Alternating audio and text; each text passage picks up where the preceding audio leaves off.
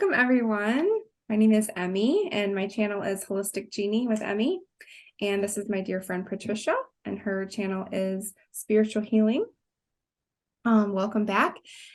We are going to get into the fourth video of healing from the self-devaluation conflict according to German New Medicine. That's right. And in this lesson in particular, we're going to be looking at how to support yourself as you move through the healing phase. Never fails. Mom. Yeah. Oh dear. Okay, go ask Johnny. He's bleeding. Oh dear. It's all right. We were just talking about interruptions, and we had a beautiful prayer time before this. And if interruptions and distractions happen, please help us to keep a lighthearted attitude. And we're being tested, right? Well, and he's so cute, Yeah, and I know that our audiences don't mind seeing. They don't mind. Absolutely. And it's fine. Actually, I think they would rather see him in videos than not, actually. So many cute comments. So I think it just brings an element of realness to this. Like if you're watching and you have wanted to start a YouTube channel or another platform on social media, and you're worried about your home life or whatever, just do it. Yes. Just do it. Yes. People love genuine. People love authenticity. People love real. People love relatable. And, Yeah. And absolutely letting go of perfection, because it does not have to be perfect. Life is not perfect. And this is life. And you have a very busy household. You do. I live, I don't have a busy household, but I live near an Air Force base. So sometimes I can get a lot of air traffic. Like we have the snowbirds come and practice here, and we have some big military planes that go over. And so I have that. And so, it is what it is. It is what it is. Yes. So, yeah. So where we were recapping, I think we were recapping the other. Okay. So, yeah. So we're going to look at,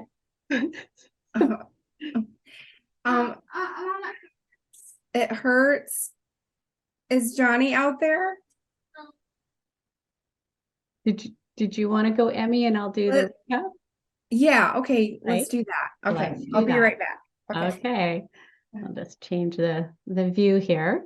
So yeah, so in the last 3 videos on German New Medicine and fibromyalgia, chronic fatigue, and the self-devaluation conflict, the first one we talked about what is German New Medicine and what are the 5 laws of German New Medicine. And then in the second one, we talked about the specific conflict related to fibromyalgia and chronic fatigue, which is the self-devaluation conflict. And then in the third one, we talked about some healing modalities that you can use to help support yourself move out of move out of the self-devaluation conflict. And so there were a couple of things in that video that I had wanted to talk about that I forgot. So I'll just dive into those while Emmie's dealing with little Bill's foot injury. So the first thing was that in that video, we didn't actually talk about specific healing modalities for self-devaluation. We talked about healing in general. And the reason for that is because that's what needs to happen. We move through these different levels of healing, which we talked about in that third video. And it's that, full embodied healing process that we need to move through. And so we gave all different types of ideas of how you can do that. And one of the things I wanted to mention was that the self-love can be a really, really hard one to heal and to embody. And I know when I first started working on my own healing process, like doing Louise Hay work, there he is. doing the Louise Hay work was really, really difficult because I couldn't even say the affirmations. Here, I'll just change the view and bring you back. There we go. I couldn't even say the affirmations that she would write about in her books and stuff because it was just so contrary to how I felt about myself. But now when I go back and read those affirmations, because I've done so much healing, I'm like, oh yeah, I am a beautiful person.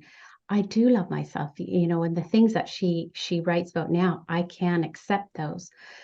But it was hard at first. And when I worked as an EFT practitioner, with EFT tapping, what you do is you have a setup statement. And the first part of the statement is the problem. And the second part of the statement is the acceptance statement. And the common acceptance statement is, I deeply and completely love and accept myself. Well, so many of my clients couldn't even say that. So we had to, work on, I can consider the possibility of loving myself, or just, I can consider the possibility that someday I will love myself. Like we had to gently work into that, and eventually we would get there. So I just wanted to, acknowledge that self-love piece can be really, really hard to get to. And it's this whole sort of comprehensive healing process, all the different stages that we talked about in video 3 that begin to get you there.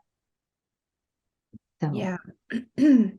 I was one of those people who had a hard time with, because I was introduced to EFT probably about 15 years ago by one of my counselors.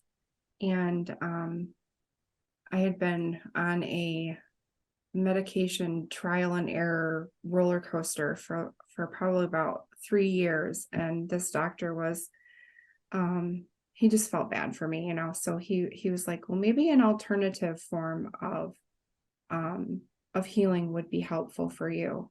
And he showed me that, and I just was like, I squirmed inside when I said that acceptance part, because I did not believe that at all. No. I didn't believe that at all. I did not deeply and unconditionally love myself. No way. I had such a similar experience about 20 years ago, and working with a counselor. I had injured myself at my job. I worked as a pharmacy assistant in a hospital, and I'd injured both my arms. And part of the protocol was I was to see a psychologist about that. So they sent me to this psychologist, and he introduced me to the EFT tapping. He was such a bad therapist. And he sat there, he had this terrible cold, and he was like blowing his nose, and then he's doing this thing. And I had absolutely no faith in the guy. And I was like, this is a bunch of crap. And so, I turned away from it. And I feel, kind of, I regret that I had such a bad introduction to it, because it's actually such a powerful healing tool. And so I came back around to it several years later, but it was my first experience was not very good. Mm-hmm. Yeah. So, Yeah. so I just want to also just talk about one more thing before we go into supporting ourselves. Well, this is part of it. I did briefly talk about, oh, that's probably looking backwards, isn't it? The emotion code by No. Bradley Nelson. And this is like EFT tapping on steroids, and you don't have to do the whole acceptance statement and all that. It's a super simple process where, they give you this sort of this flow chart. You get a flow chart, so it guides you through this process of asking your body. You start off with a question: is there a trapped emotion that can be released now that is contributing to blah, blah, blah? You can say contributing to my lack of self-worth. and you use a form of muscle testing. And that's the only drawback with this technique is you have to be able to muscle test yourself. And there's different ways that you can do that. And they talk about that. And I use this technique where tell me yes, and it's soft and smooth. Tell me no, and it goes all sticky. Okay. And that technique works for me. You can use a pendulum. I just noticed that my colors are flickering. Is that? I see that. Yeah, okay. You know Interesting. what? I'm going to throw the screen down and Okay. it's going to be bright. There I am. Okay. I just have so much natural light in front of me. So doing the muscle testing. So you simply ask the body a question. It gives you an answer. And the way you ask is you have this emotion code chart and you just ask, it'll guide you to the, whether it's in column A or B, and what row it's in. And then you just, once you get into the row, then you ask, is it this? Is it this? Is it this? And then you get the emotion and it'll be, anxiety, nervousness, lack of control, low self-esteem. That one will come. So once you have the emotion, you then literally just go through this process of using a magnet or your hand to swipe it away over your head like 3 times, 10 times if it's ancestral. And I tell you, it sounds wacky, but holy cow. I cleared like 800 emotions over like a 6-month period. So Wow. I highly recommend this process because you're not dealing with those things like having to convince yourself that you love yourself. It's just clearing these energy balls. It's just moving them out of your system. It's just a clean expulsion. That's Nice. Nice. So I wonder, interesting. I'm gonna try that. I've never read Emotion Code. yeah, so Bradley Nelson, he's on YouTube. I can put a link below to his introduction video on his YouTube channel. And so, he teaches you how to do it on YouTube. You can get the book or you can get an app. And you definitely need the charts to do it. Yeah, and it's just such a powerful healing tool. He doesn't talk about past lives. Which I think it's because of his Christian background. He doesn't actually believe in past lives, but he talks about ancestral work. Okay. And I've talked to a lot of people who have done the emotion code, and I got so many past lives when I was doing this. I was getting healing stuff from past lives over and over and over again. So Interesting. yeah, it's so powerful. It's the most powerful healing tool that I've ever come across, which then I think cleared the space to go into doing the Course in Miracles. That was, part of the purification that allowed me to sit in and go into doing the Course in Miracles, which is basically going through an ego death. And yeah, it's A complete and total unlearning of the ego thought system and simultaneously replacing it with Christ consciousness. Yeah. It is a wild transformation. It sure is. It really is. But like Patricia just said, a certain level of healing and purification has to happen first in order to even be able to be receptive to this kind of stuff. Like if I were to come to A Course in Miracles even 5 years ago, I think that it may have ruined the opportunity. I've been in 12-step recovery for quite a while, and they always tell us that the program should work on attraction rather than promotion. Because if you go out and evangelize this stuff to people who aren't ready to hear it or receive it, you could ruin a future opportunity when they are ready.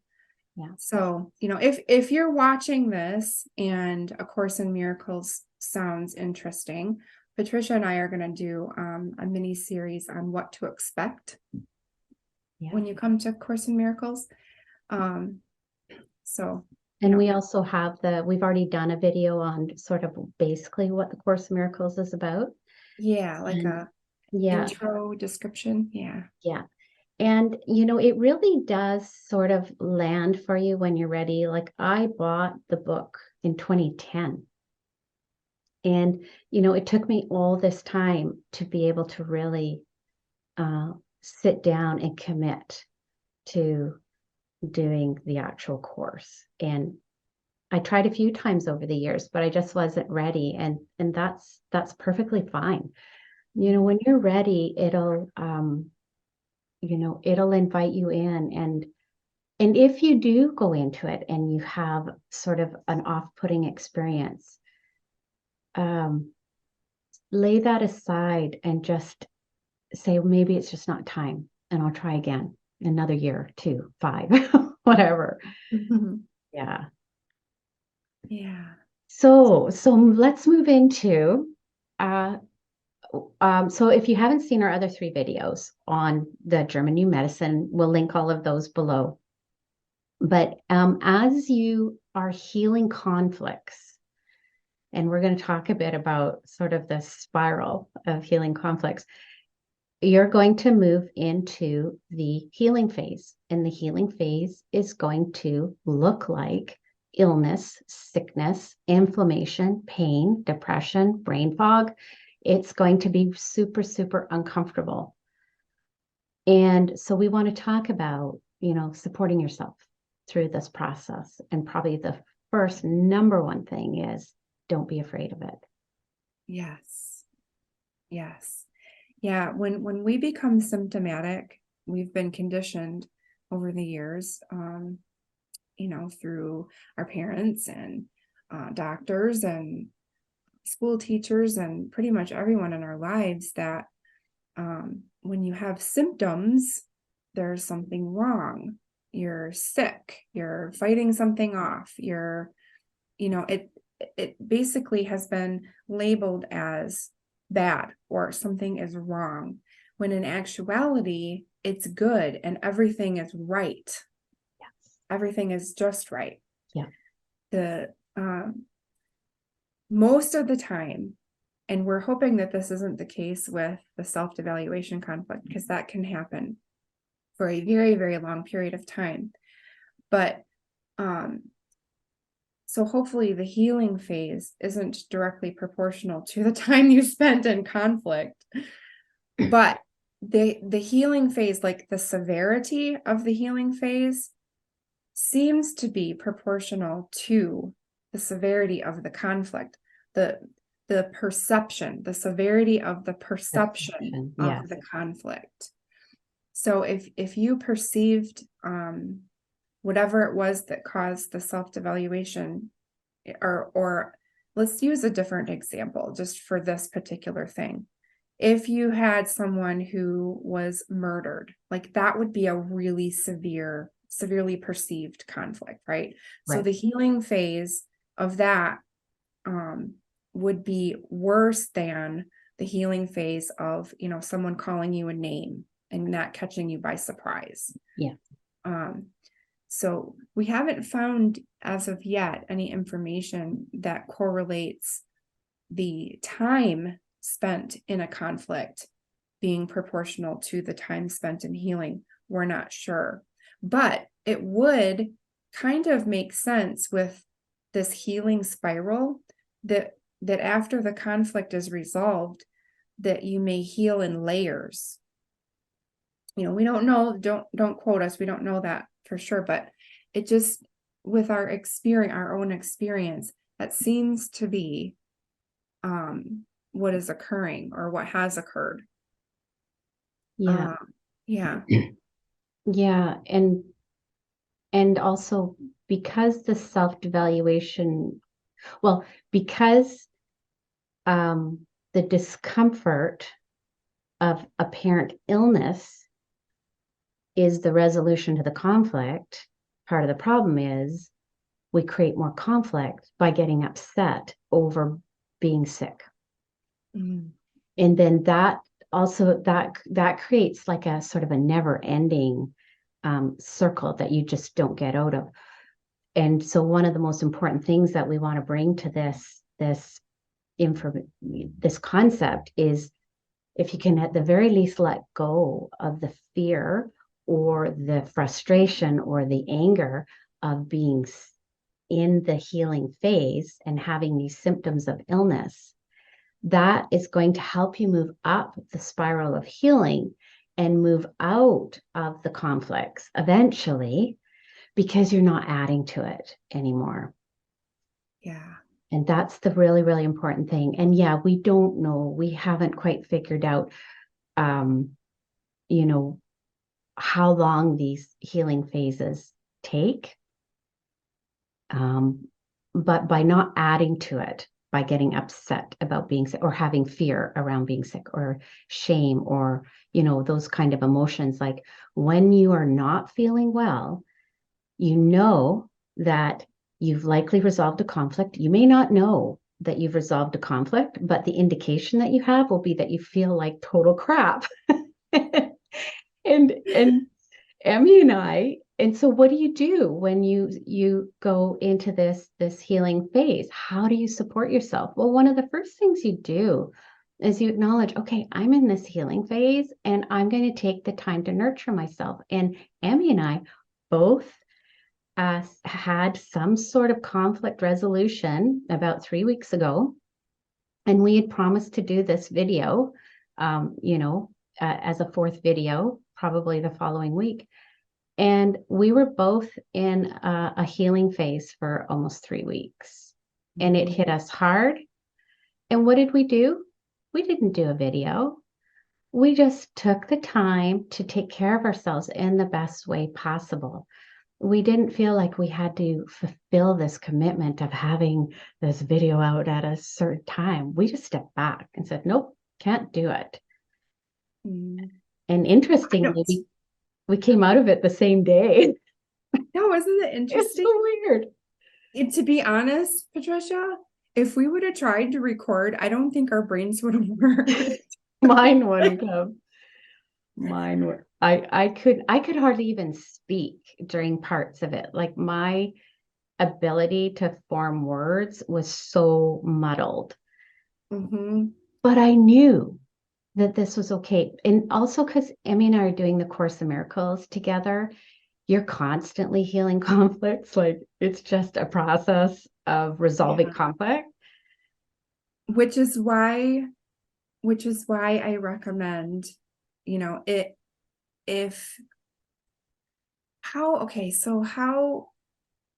don't know, if it calls to you, if it seems really interesting and you're really hungry for it, then I would say yes, you're ready.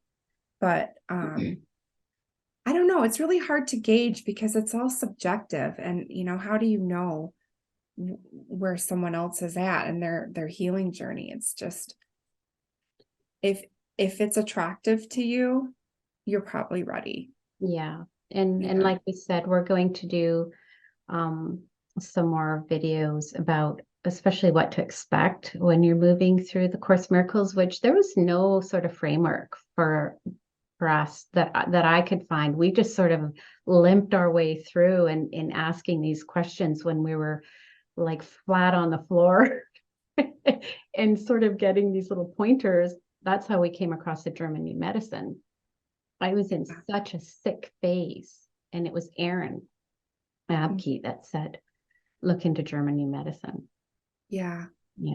I've experienced such profound and intense ego death, and I know we're kind of crossing topics here, but when you're healing, you can also be experiencing part of that ego death as well, and it feels like your life is falling apart. it feels like you are going insane. It feels like your emotions are going to kill you. Like it is so chaotic and It's so upside true. down. It is just like, like what the F? But what we have experienced over and over again is you move through it. And then again, coming back to the German new medicine, we know we are moving through the healing phase, and so supporting ourselves in that. So, getting rest, letting go of commitments, drinking lots of good quality water, really good diet, like don't be doing the sugars and the processed foods and all that, like treat your body really, really well. Epsom salts baths, aromatherapy, get some healing work like Reiki, massage, things to help sort of calm your nervous system, meditation. I mean, there's so many things you can do to really help support yourself. And especially with diet, like you may want to seek the support of a naturopath or a nutritionist. And the fourth phase, I think it's the fourth phase, is the microbial phase. Is that right? The fourth law? The fourth law. Yes. Yeah. Mhm. So you know a lot about that whole microbial phase, and you make your own homemade fermented food. Yes. Yes. So the fourth law of German new medicine is that you have these seasonal workers, the bacteria and the fungi come in at the end of the healing phase and break down any excess tissues or tumors or lesions or whatever that was formed if the self-devaluation caused a proliferation. The conflicts can either cause a proliferation, which is cell growth, or a breakdown of the tissues. So in these bacteria and these fungi come in after the cell proliferation and will break the stuff down and get rid of the lesion. And we've been taught that bacteria and viruses are what causes the illness, but in fact they're the cleanup crew of illnesses. So it's a completely different paradigm. It's a completely different paradigm, but it makes so much sense to me. Yeah. And most of us in North America have a very unhealthy gut biome because of the use of antibiotics, not only orally, like when I first started working as a pharmacy assistant in 1986. And in those days, antibiotics were one of the most commonly prescribed drugs. And kids were getting antibiotics for absolutely everything under the sun.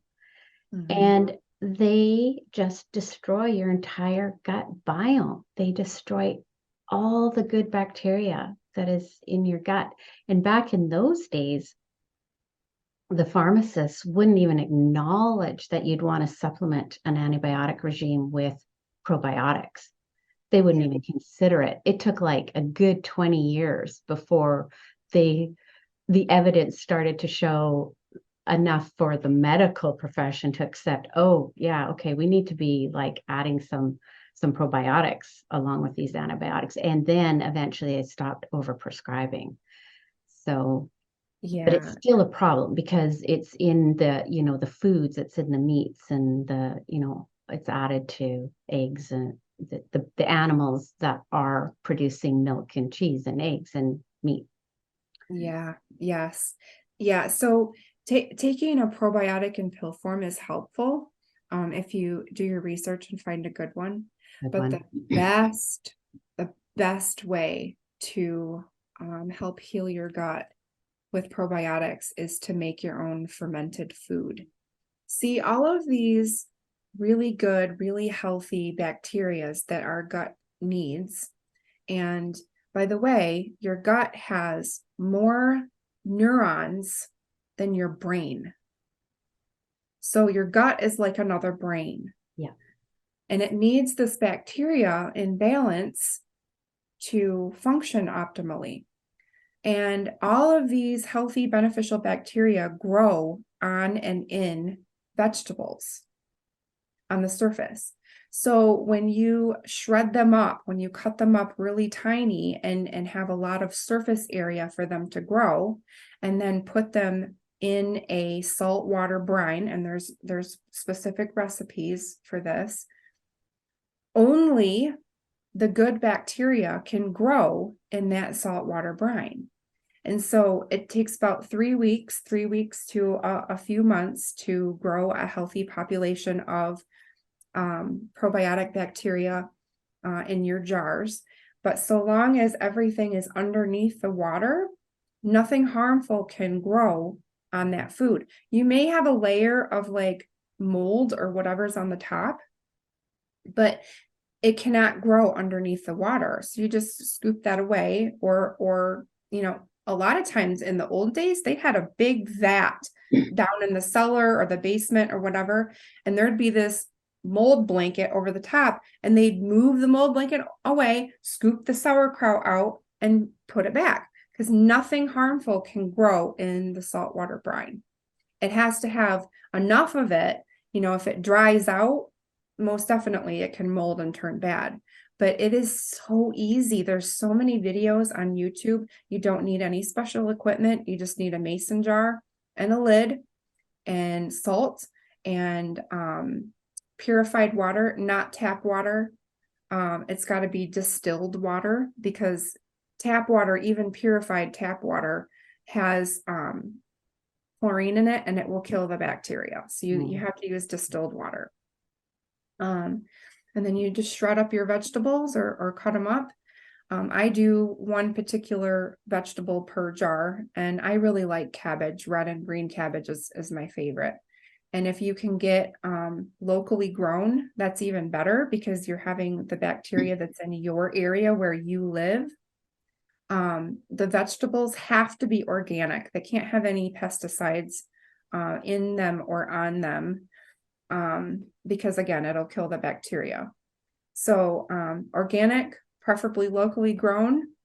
Shred up a head of cabbage, follow the directions on whatever YouTube video you pick, put it in your jar, and basically you just let it sit there for the first few days. If you don't have a special top that will burp your container, you'll have to burp it yourself, but that's only for the first few days until that methane gas gets all out of there. But yeah, and then you just, I measure mine out, but you could just take a spoonful at lunch or dinner to start out with, and voila. And then in a couple of weeks, do 2 spoons, one at lunch, one at dinner. And, this stuff has trillions of healthy probiotic bacteria in it that you can grow on your countertop. And it is far better for you than any probiotic in pill form. And much cheaper. Yeah. Yeah, because my husband was on a really expensive probiotic. It was like $2 a capsule. And we got that through the naturopath. And it really did help, because it was a super high quality probiotic. So can you find one of those videos and recommend it? Maybe we could link to that below. Or sure. Yeah, not right now, but when we post this video, we'll have a reference for that. Okay. Yeah, because I know I looked, and because I've never done this, and I think it's a brilliant idea.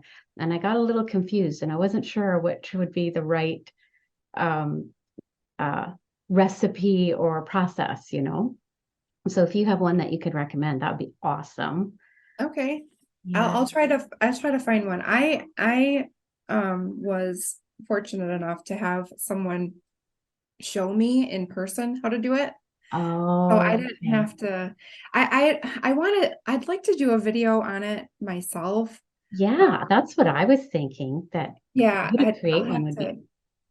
Yeah, I'll have to figure out like a camera setup, because I'd have to record it like on my phone or something. Yeah, filming in the kitchen is really hard. Yeah. On my other YouTube channel, the Create and Crochet, I had started off with Create, Nurture, Heal, and it was originally just sort of creative things like dot painting, wire wrapping, and crochet, and then nurturing things and different recipes and, like healthy soups and stuff. And just like setting up to film in the kitchen, that's a whole other talent. And I couldn't master it. So, Yeah, you've got angle and lighting and yeah, sound and yeah. it's tricky. Mhm. But if we're not trying to be perfect, too bad we didn't live close by. I could come and I could be the camera person. Yeah, right. So we're a whole country apart. We are. Yeah, like 5,000 miles or something, I think. Oh my gosh. I Yeah, didn't even 4 to know about 5,000 that. miles. It's a Yeah, long ways. long ways. So yeah, so certainly a really good um nutritional regime. You just really, really, you don't want to be eating crappy food and then expecting your body to be able to go through these natural healing phases if it's not getting the support that it needs. Good quality sleep, so important. And nowadays, with our devices, with our phones, I think it's quite common to have the phone by the bedside and on. Mm-hmm. So just for the electromagnetic fields, at the very least, the phone should be off. And better yet, not even in the room. And better yet, um, avoiding any kind of technology at least an hour before bedtime, if not two. And we become so habituated into being connected on these devices. Mm-hmm. I'm old enough to remember having black and white TV that sometimes worked, sometimes didn't, rabbit ears. We had one phone for 10 families. It was a party line. And, we just didn't have all of this technology. And it has become super seductive, super addictive. And to be able to turn that off, let your brain, let your eyes get used to the nighttime, turn down the lights, turn the lights low, and let the body start to move into its natural circadian rhythm. That's another thing that's really out of whack in our culture. And everything's lit up. Certainly in the towns, the street lights they're so bright. It's like daylight. And it's actually a problem for the night birds and bugs because they think it's daylight. It's just crazy. It's crazy. Oh, wow. Yeah, yeah, the technology and the frequencies can be very intrusive. So, um, if this is all like very overwhelming for you and you're just starting out, I would recommend picking one or two things that you're drawn to, like working with your sleep or working with your diet, and just form one small habit, like putting your phone on your dresser 10 feet away. And then once you get used to that, stack another habit on top of it. Like, okay, I'm going to put my phone on the dresser, and before I go to sleep, I'm going to meditate for 5 minutes. And then when you get used to that, then stack another habit on top of it. It is so, the process of healing can be so overwhelming and you just don't know where to start.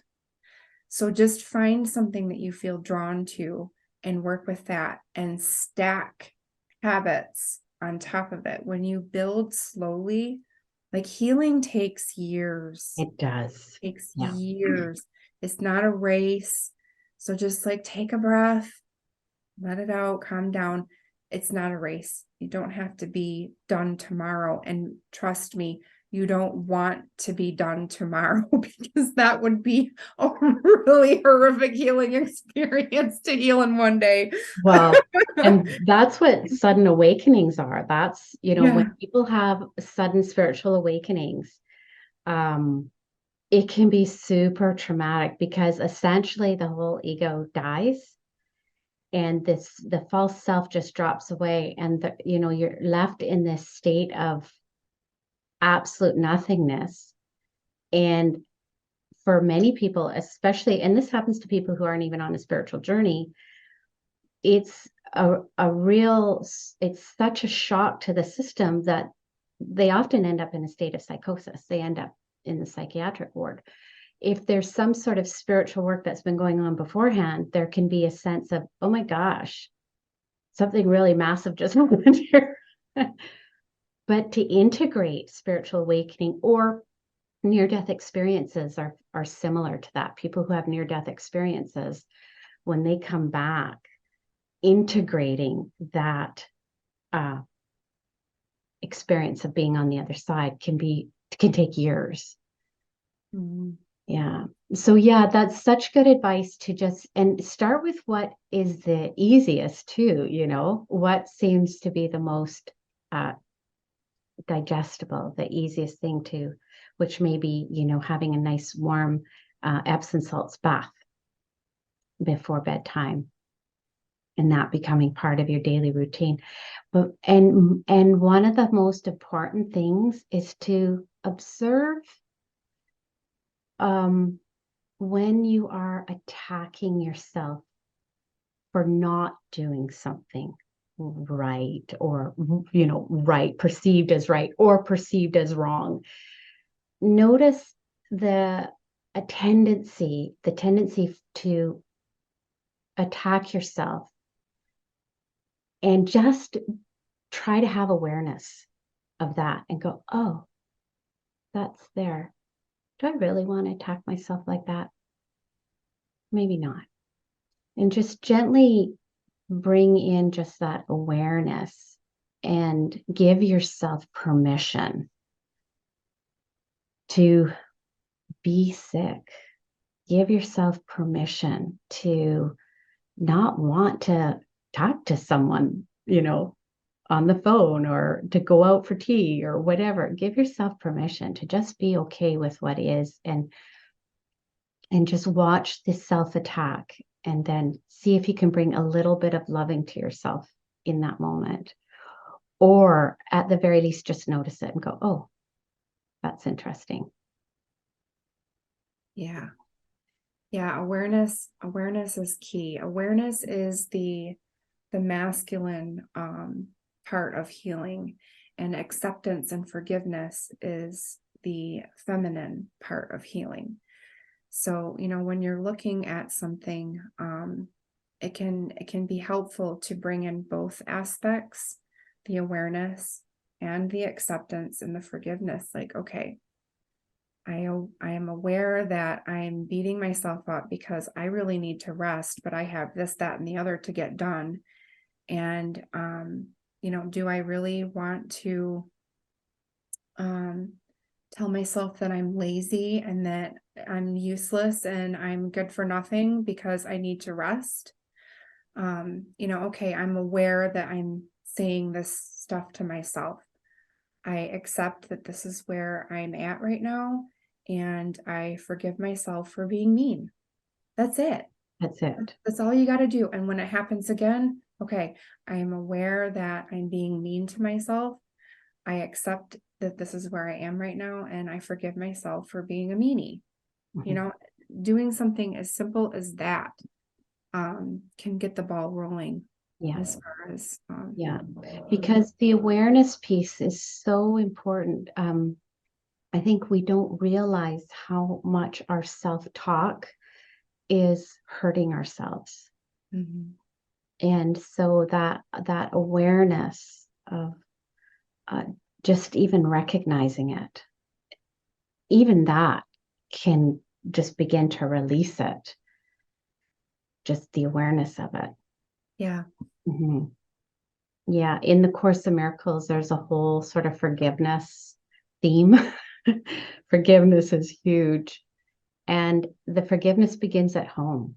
It begins with forgiving myself for mostly what it boils down to, forgiving myself for having the wrong perception, for seeing incorrectly and not seeing through the eyes of love, through the eyes of the divine and seeing through the eyes of consciousness, of the ego and of fear. The programmed self. There's the programmed conditioned self. That's what holds all of this crap. And then there's the true self, the love self, the divine self. And we are so often making the mistake of sitting in the false self. So it's just correcting that mistake of being in the false self and forgiving oneself for having that error of perception. Yes, it's not an evil to be punished. It's a mistake to be corrected. Exactly. And as the Course describes, sin is exactly that. Sin is not an evil to be punished. It's an error to be corrected. Yes. Yeah. So that actually just one thing I wanted to touch on was healing the Christian wound, which is a huge wound that has caused a lot of self-hatred. And for that, I would totally recommend Aaron Apke's YouTube channel. He has 2 playlists. One is called Moving Backwards.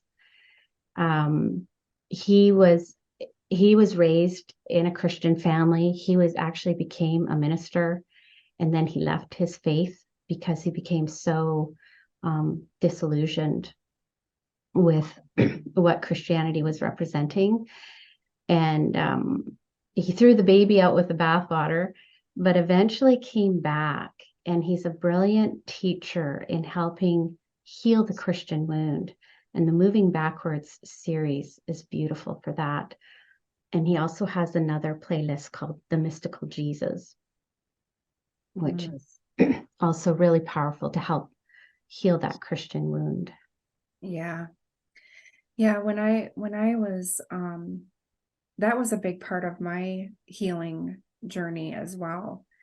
I think the biggest thing for me when I started questioning, what I questioned was all fear-based narratives. And this was in 2020 when all this stuff was going on in the world. And I just saw all this fear and all these agendas being pushed with fear behind it. And I'm like, this is not of God. Like, God would not use fear to control and manipulate people. And so then I just went through like all of the different areas in my life, all of the different systems and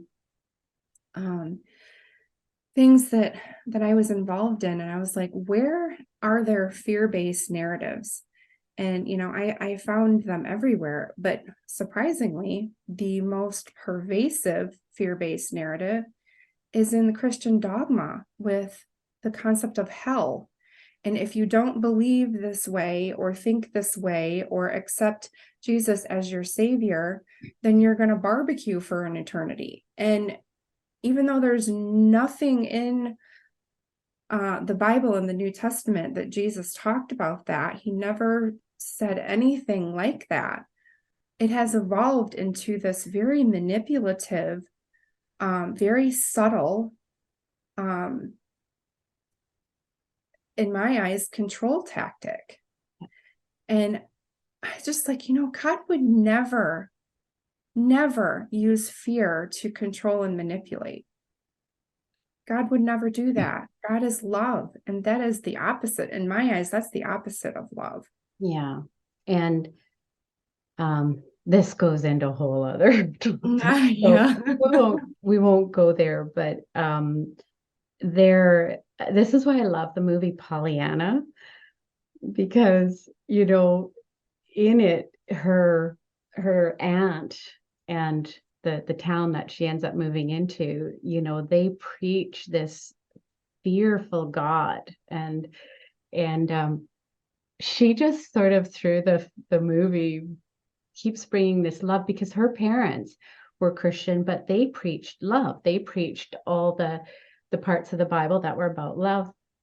And I think it's so she's out in a field with the minister who he does these big, loud, booming, fear of God sermons. And I think she says something to the effect that, I can't remember, but she says, love is mentioned in the Bible a lot of times, something to that effect. And maybe you could start preaching about love. And so he goes and looks it up, and I think he says there's something like 830 references to love in the Bible. I don't remember the numbers exactly, but what a powerful movie that was. That was showing us that love is there, and then Pollyanna gets kind of almost demonized in a way. Like, if you're a positive person, like I've had people say this to me, oh, you're so Pollyanna. It's like, thank you. It's like being Pollyanna is a bad thing, but that movie actually has some really powerful lessons in it. Yeah, absolutely. I haven't watched it, but it sounds great. Oh, you haven't watched it? Oh my gosh. No. Well, there's a recommendation if you can find it somewhere. Okay. I mean, I think I read a book, Pollyanna, I don't know. It was when I was a kid, but Oh yeah, this is the old Disney one with Haley Mills, and I think it was made like in 1965 or something like that. So oh wow. it's Okay. an I'm gonna old look Disney it up. film. Yeah. Yeah.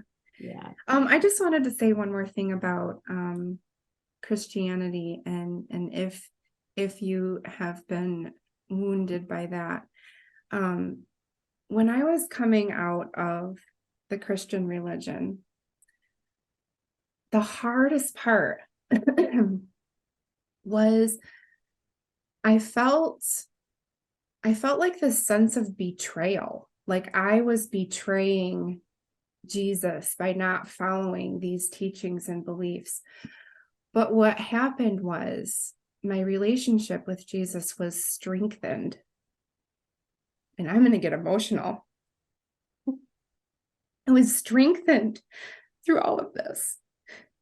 I wasn't leaving my God behind. He was drawing me to him. Right. And I tell you what, I am so much more closer to Jesus or Yahshua, whatever you would like to call him, than I was ever going to church. I've learned so much more about him and his life and what he did and what he taught. And in addition to that, I've also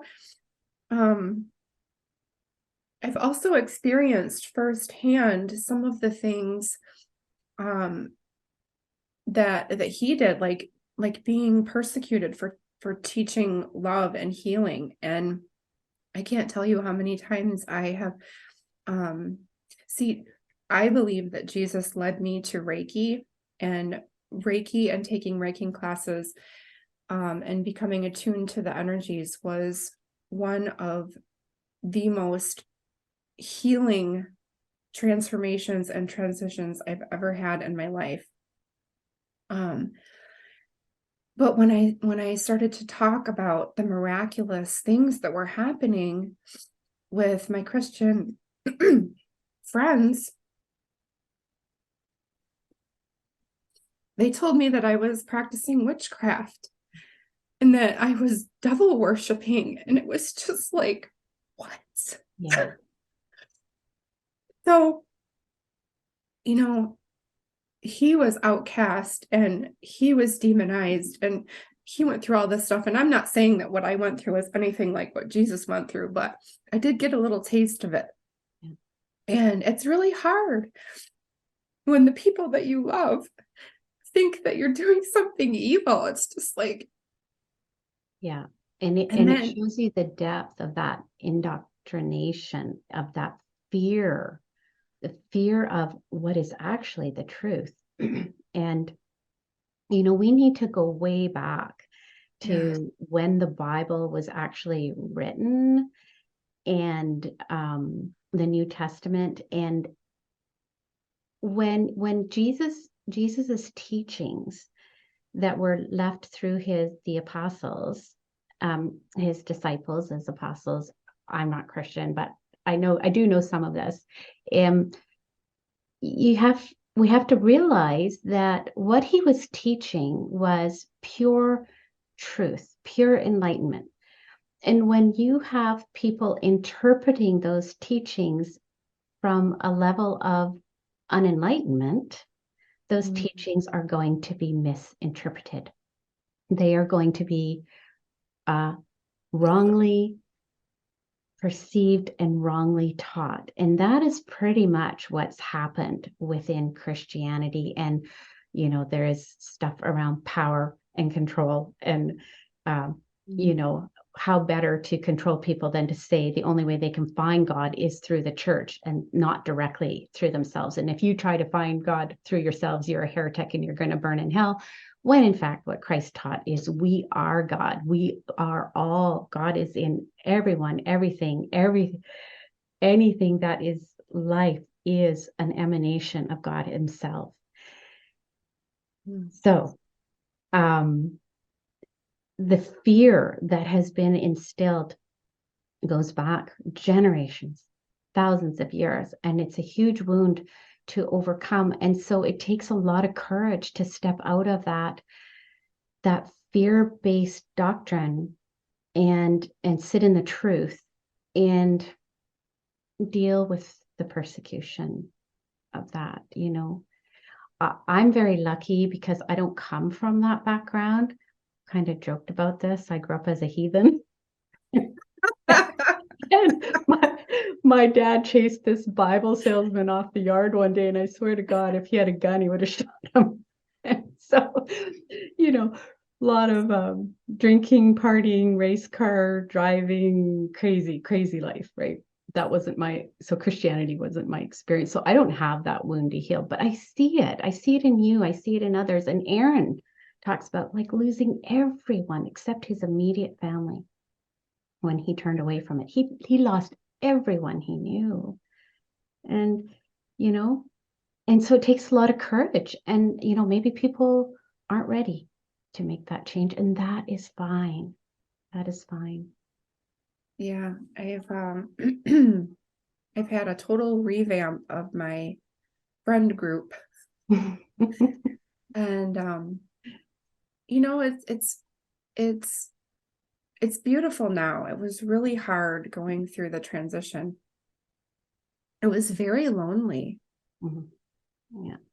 But it was like, okay, God gave me this beautiful connection directly to him. Am I going to listen to that, or am I going to listen to people? Yeah. And you can be guaranteed that people, most everyone, is living through the eyes of their ego, of their conditioned self. And very few people are living through the expression of truth, of divine consciousness, of God consciousness. Like, we're so conditioned to live from this perception of the separate self. And that is the awakening process, waking out of the illusion of the separate self into the truth of who we really are. And it can be a really painful process. And it takes, it can take a lot of courage. Oh, we kind of digressed on that one. Well, we prayed, Patricia and I do affirmative prayer, which is a very specific type of prayer. And we do this 4 times a week. And before we started this video, we did a prayer, and we asked that we share what the audience needed to hear, and that it flowed, and that, so, what we trusted, that whatever came out was what was supposed to come out. Yeah. Eckhart totally does that. He says, they tell me I need to have a title for my talk. And maybe that's what we need to do from now on. Have the talk with no title. Yeah. Because we don't know where it's going to go. Yeah, right. Yeah. And that's what I love about how we work together, because we're so authentic together. And it really does just like there's no script. There's a couple little notes of things I'd like to remember, but we're just shooting from the hip here. And really, like Emmy said, we pray ahead of time to really bring through us what needs to be heard. And so this dialogue was really, really important, because I think the Christian wound is such a huge wound. It just, it's so pervasive and really at the root of lack of self-worth. It's at the root of self-devaluation conflict on so many levels. It really is. I Yeah. mean, one of the prayers that we said in one of the churches that I went to, every time like it was started out, the church service is, Lord, please forgive me. I am not worthy to receive you. Yeah. Like, Yeah. that is so awful. Yeah. And so What then an awful thing to teach children. I know. And so what do we do in the Course in Miracles? So much of our work is correcting that by saying, I am willing to receive you. Oh my God, the lessons are, I will receive you. And so obviously, like for the Course in Miracles to really bring that one back again and again and again in the lessons, a lot of the lessons are repetitive, and that one always comes back. I will receive your love today. I will receive your blessings today. Amen. So, yeah. Hoo-wee. All right. Well, on that note, on that note, if you made it to the end, thank you so much for watching and listening. Yeah. And Patricia and I plan on working together in the future quite extensively. So you'll see more of us. Yeah, we have plans, or we're being directed anyway. Yes, we're being directed. Yeah. All right. This was so lovely. Thank you, Emmy. I just really enjoy spending our time together in these conversations, which are just so important, I think. Yes. Yeah. I think so too. All right. Okay. Blessings, Thanks, everyone. Bye.